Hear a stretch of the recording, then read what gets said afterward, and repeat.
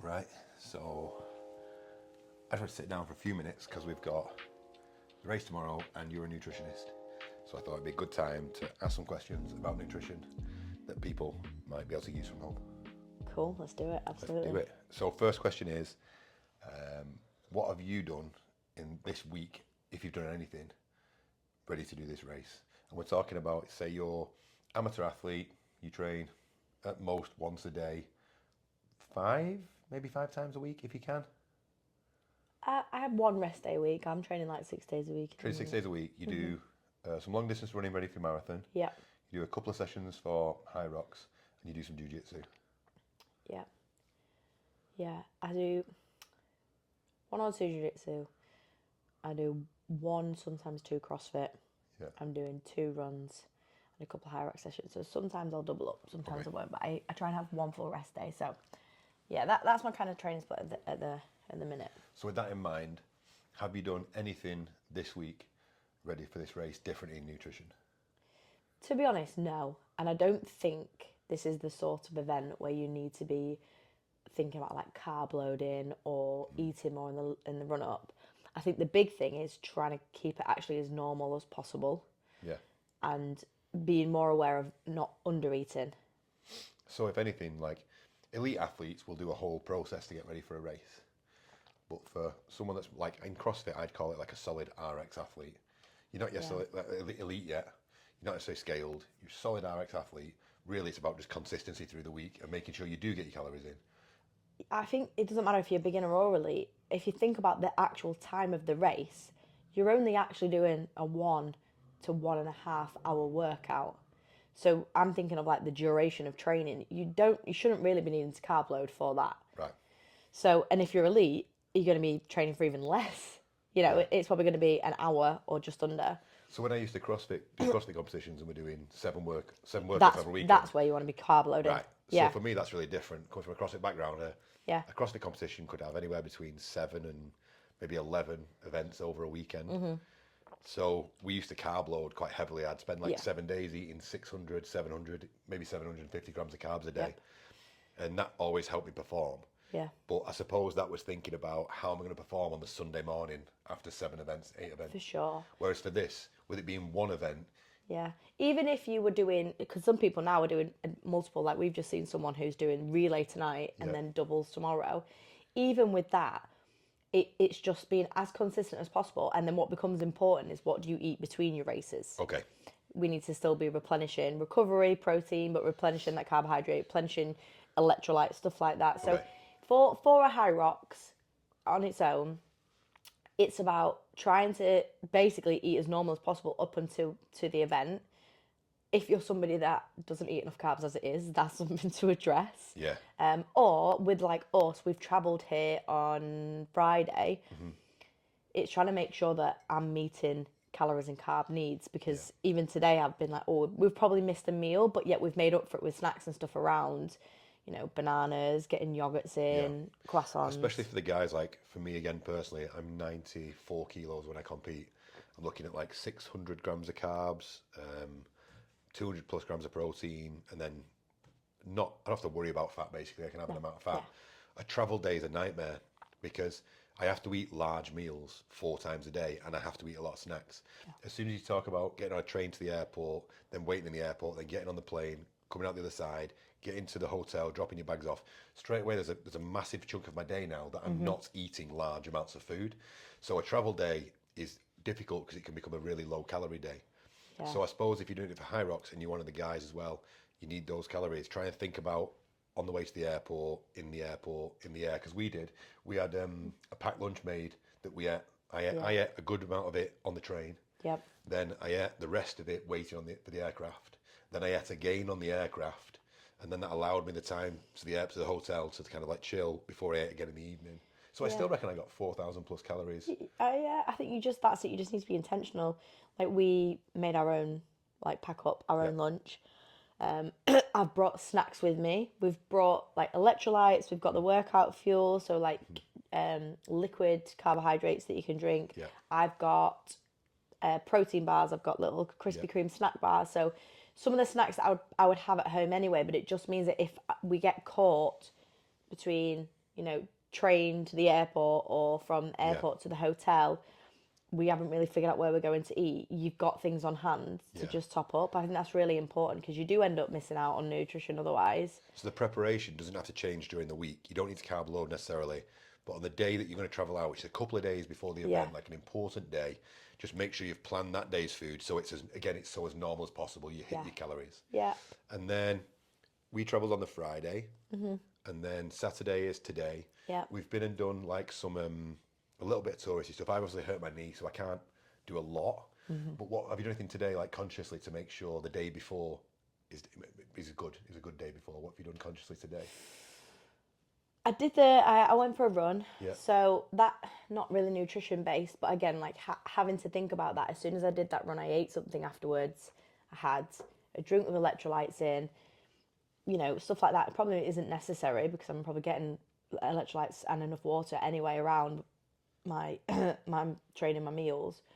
But I think it's just being aware of, it's not going to hurt. It's not going to hurt to have some electrolytes. It's not going to hurt to do the run and then have like a protein yogurt and banana. Yeah.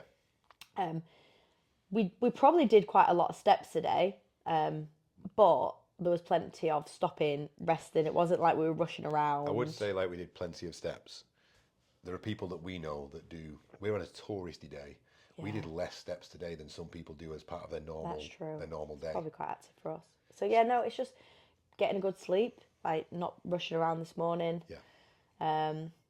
Breakfast, like I had Yeah. eggs, bread, fruit juices, like plenty of That's good, carbs and protein. Yeah, this morning Sky had like kind of the breakfast from one of the cafes in town that was really good.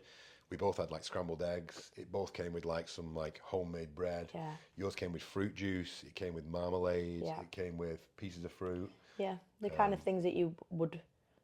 Well, it's things that I would eat anyway. Yeah. Maybe not all together. Yeah. But it is things that I would typically eat. Yeah. Also had a croissant, which again, that is actually something I do eat quite often. Yeah. So for me, that's quite normal. But Nice bit calories in there. Had a couple of lattes. yeah. Came home, as you say, bananas, a protein yogurt, and then we've been out for burger, chips. Yeah, that is something that we would eat on a weekend. Yeah, we do. And I do a lot of my training on a weekend. So if you're thinking about how does nutrition work, and I'm saying keep it as normal as possible, if you eat these types of foods on a weekend and you do these types of sessions, your body's used to eating that food and then doing the work. If you don't eat a certain way and then you come on holiday and you eat differently, or you come away, if you're racing in a different country and you're also having a weekend away, it's thinking about eating the things that you would normally eat. So we would normally have a burger and chips. We would, yeah. We had pizza last night. Would it concern you that some of that energy is coming from fat? Because a burger and chips might have more fat in it than... Not the night before. Tomorrow, I will be more aware of fats. Okay. So the day of the race, I'm going to be more aware of that. You'd like more carbs than fats? Yeah, so on race day, and obviously it's going to depend on your time, and we can talk about that, but the closer you get to training, typically the less fat that you want and the less fibre, because that's going to slow down gastric emptying, it's going to slow down the rate at which you digest it. You don't want to slow down your meal digesting and potentially have blood that could be going to the muscles diverted to your stomach because your body's still digesting it. And also it doesn't feel great to be able to feel that you've not digested a meal. I now realise that I've made many mistakes over the years. So that's why we say it's something that is higher in carbs, lower in fibre, so you're not having like loads of fruits and vegetables with it. You can if there's time, but we'll talk about timings in a second. And then moderate protein. So basically, like, back when I was a little bit younger, competing quite high level, I remember being at the European Championships and I was sat in 7th place. I think I qualified in 61st. Terrible at qualifying, but I was pretty good. I'm pretty good on the day. And I was in 7th place, and I remember seeing all the young lads going around the back and look after himself. But I had like a 10-week-old baby. So I had Samson in this hand with a bottle balanced in his mouth. And my dad bought me a burger and chips from the stand. Yep. Because I eat a burger, I like a burger and chips. And I just ate a burger and chips and a full fat Coke. Because I knew I had like 3 hours or so before the next event. Well, that's not too bad then. Yeah, well, I say 3 hours. I don't know how long I had, but I thought I've got a chunk of time here, Yeah. and I put it in. Now for me, I think that at the time I had no consideration for nutrition at all. All I cared for was eating enough.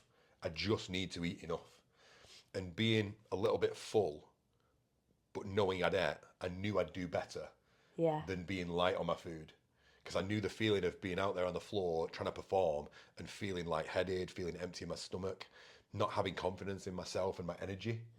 Whereas there was something about being like, at least I've had something to eat, like the energy's in there and I can use it. And I've never been someone who's sick on a competition floor or felt uncomfortable in my stomach on a competition floor. So perhaps it wasn't optimal, Yeah. but it wasn't wrong to It be eating wasn't. during the day. Yeah. It wasn't awful. As I got better though, the best year I ever had competing, I think was 2021, and I went out to Wadapalooza. And again, I don't know, I wasn't necessarily more informed on nutrition, but I had more people talking to me and informing me. I remember Dan Bonnet was looking after me at the time, and by that point we'd got a real like regimen going. And I I used can remember to, you had all your supplements. yeah, so I'd everything. carb loaded Yeah. properly. I'd travelled. I'd had a very large, high carbohydrate breakfast, easy to process, easy to digest. After every single workout, I did. It was like Is it maltodextrin or something? maltodextrin, a clear whey, Which is a powdered carbohydrate, basically. and then just one small scoop of like a gram of creatine in it or whatever, and that was in like just under a litre of water. I'd see that away, and then would just chew on like gummy bears until about an hour before the event started, and then basically like fast until the event. Not fast, obviously, because I'm just taking all the Just not carbohydrates have- upon, yeah, yeah. but not have anything. And then by that point, I was performing workouts better than I'd ever performed them. And then at the end of the day, as soon as we finished, we wrapped up and just went and got enormous amounts of food. It's really hard to eat on a competition day for some people. I never found that. I have difficulty eating breakfast, but once I got the first workout done, I'm just having a very normal day. Yeah. So I think breakfast is tricky for some people. So tell me a little bit about, like you say, tomorrow, what your plan is for tomorrow. Your race is at 2 p.m. Yeah. So if you're thinking about like race day strategy, you've got to work backwards from your start time.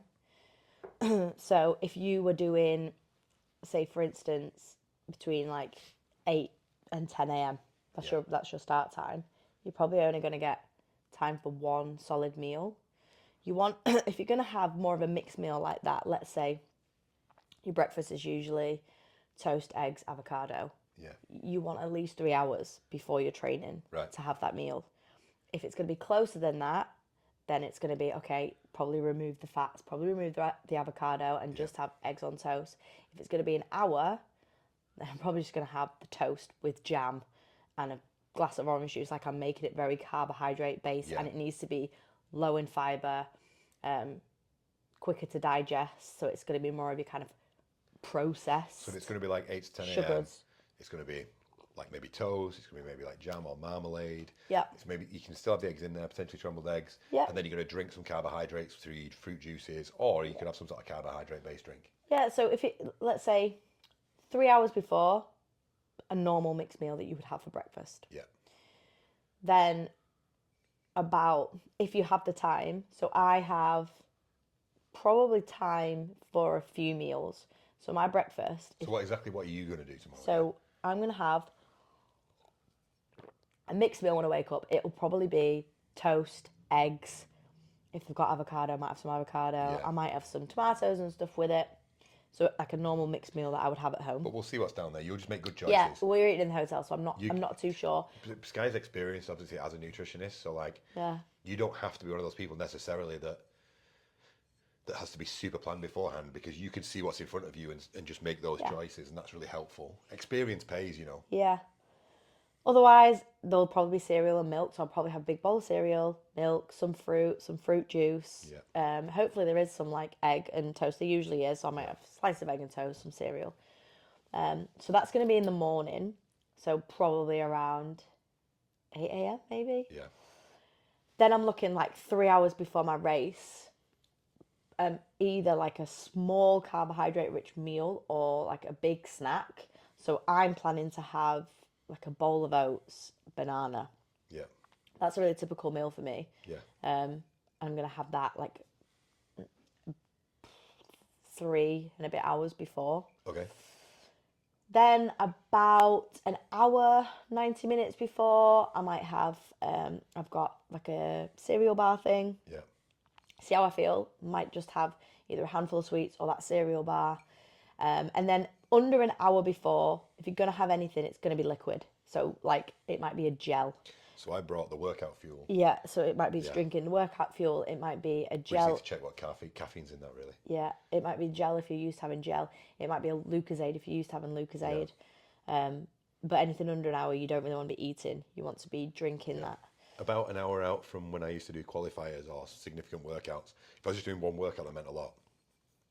For me, I don't like drinking pre-workout because I don't mind beta-alanine because I do think it's really good lactic buffer. But too much of it and my face goes fuzzy.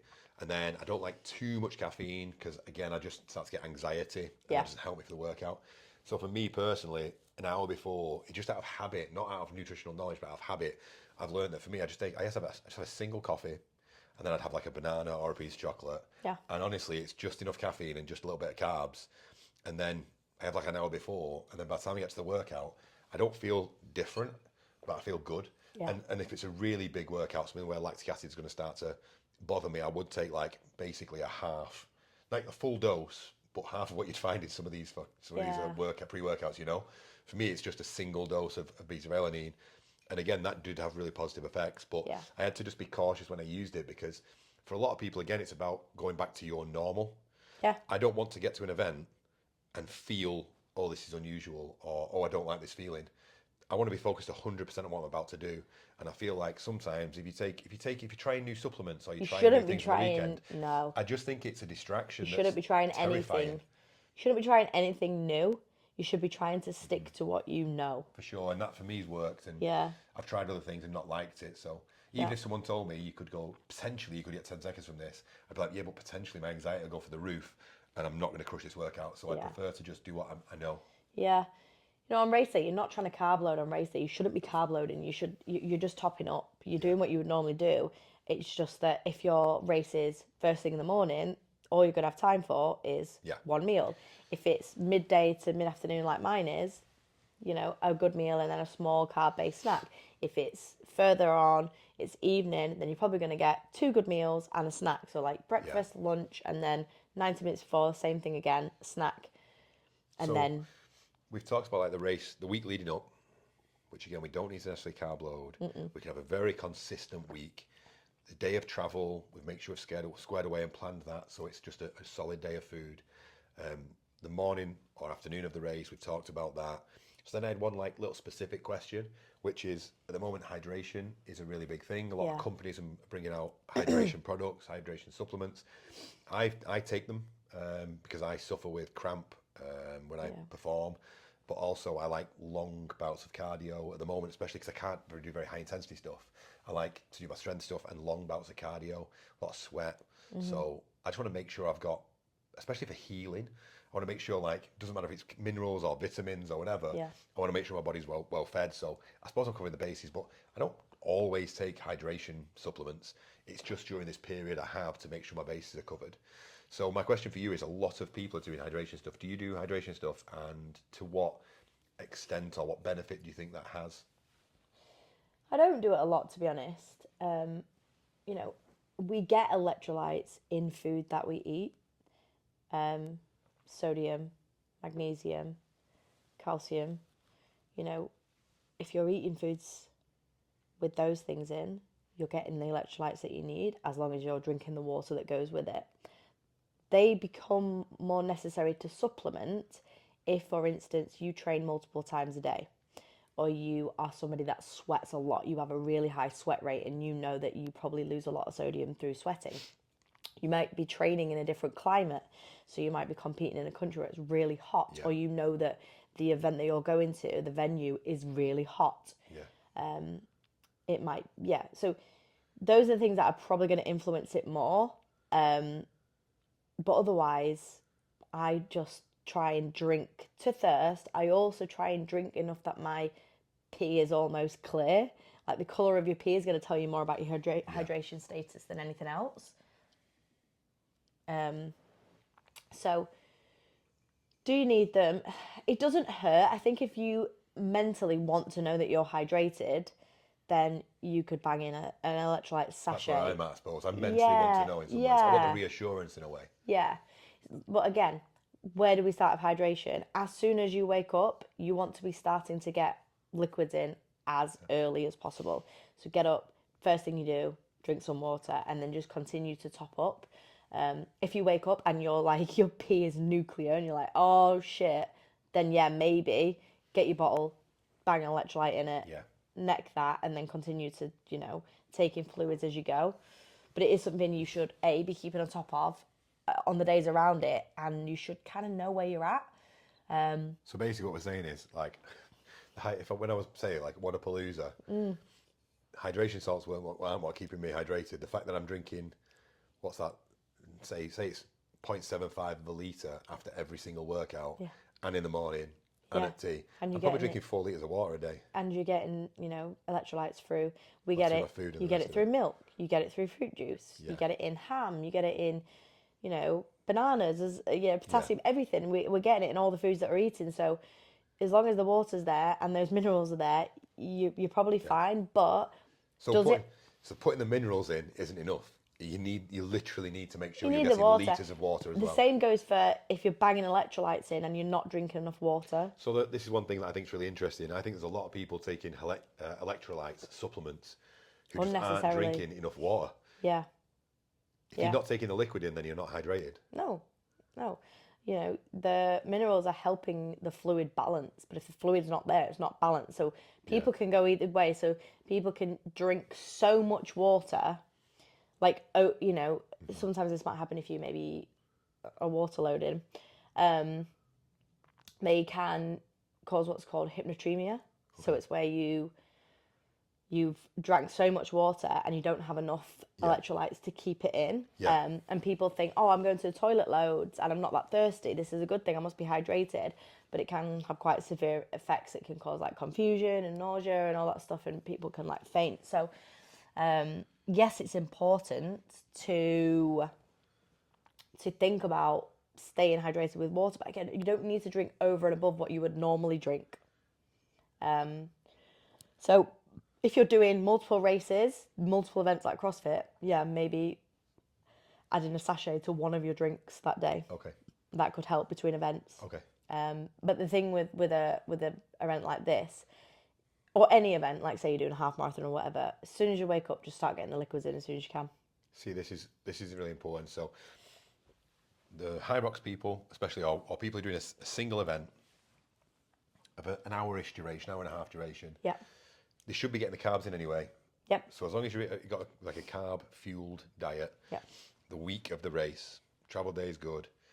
Then the day of the race, we've got that kind of like timing in place, working back from when your race is, how many ordinary meals you can have, and then how many like pre-race snack or pre-race kind of preparation meals you need. Making sure you're getting your hydration in all the time anyway, but then especially the day of the race. Not worrying too much necessarily about electrolytes if you've got a good varied diet. Well, this is literally the last thing, because I wasn't going to ask because we're going to go on forever, but the last thing is that caffeine thing, the question I say about caffeine. Yeah. So caffeine is obviously enhances performance. There's like so many great bits of work on this. But talk to me about caffeine. Will you use caffeine tomorrow in order to improve your performance? I will have caffeine, yes, because it's part of my everyday anyway. Right. And I think probably more mentally than anything, if I didn't have caffeine tomorrow, would I then be going into it thinking, I've not had any caffeine today? Yeah. So with that's going to be 45 to 60 minutes before the race that you want to be having, whether it's a Red Bull or a Monster or a black coffee, whatever you want to have. So yeah, I probably will. Purely because that's my routine anyway. Before I train, I will have caffeine. Yeah. So I will be having it. Do you need to have it if you don't have caffeine? No, you don't. If you train and perform without caffeine, then your body's used to doing that. Yeah. And again, too much caffeine doesn't necessarily equate to a good thing. We can build up a tolerance. The more caffeine you have, the more you need to get the same effects. So, just stick into it as close to your normal routine before a workout. If you are used to doing hour workouts or an hour and a half workouts, which most people are, Yeah. what do you normally do? Yeah, for sure. That's what I'll be thinking. Okay. Right, well, there we go. And that's the kind of nutrition questions I had. And I just thought that'd be fun to talk about. Yeah. And we'll see how you get on tomorrow. So this section might be a little podcast that's released separately by you. Yeah. If people want to listen to it again. Yep. But it might also be on the YouTube video right in the middle before the race. Boom. 100 unbroken wall balls. Let's go. Let's go.